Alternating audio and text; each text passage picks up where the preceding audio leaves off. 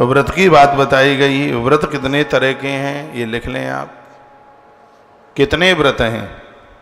कहा नियम के साथ में इसको कीजिए। नियमम प्रथमम कृत्वा पश्चात पूजाम समाचरेत उपवासेन नक्तेन चैक भुक्तेन वा पुनः। व्रत कितने प्रकार के? 1 2 3 तरह के तो हैं ही। सबसे पहला है उपवास व्रत, दूसरा है एक भुक्त व्रत, तीसरा है नक्त व्रत। इसके बारे में लिख लें। उपवास व्रत उसे कहते हैं जिसमें फलियार लेकर के जो व्रत किया जाता है उसको उपवास व्रत कहते हैं। वह उपवास व्रत है जिसमें फलियार ही लिया जाता है, अन्न नहीं खाया जाता, उपवास व्रत। एक भुक्त व्रत, एक भुक्त व्रत वह है जिसमें एक बार फलियार ले लो और एक बार आहार ले लो।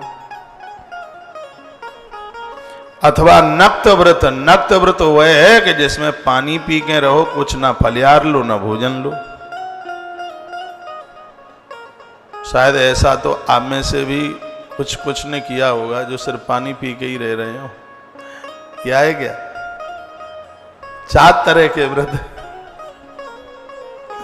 सिर्फ उसमें दूध भी नहीं लिया जाता, सिर्फ जल ही लिया जाता है। नक्त व्रत उसे कहते हैं।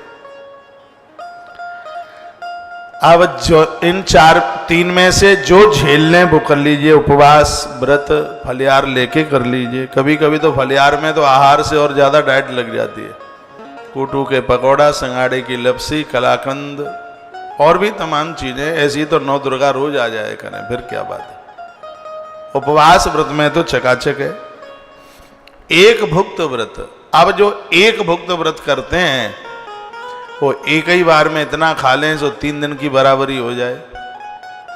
बहुत लोग तो कहते हैं हम तो एक ही दाढ़ से खा लेते हैं। भैया एक दाढ़ से तो तुम कनस्तर खाली कर दोगे।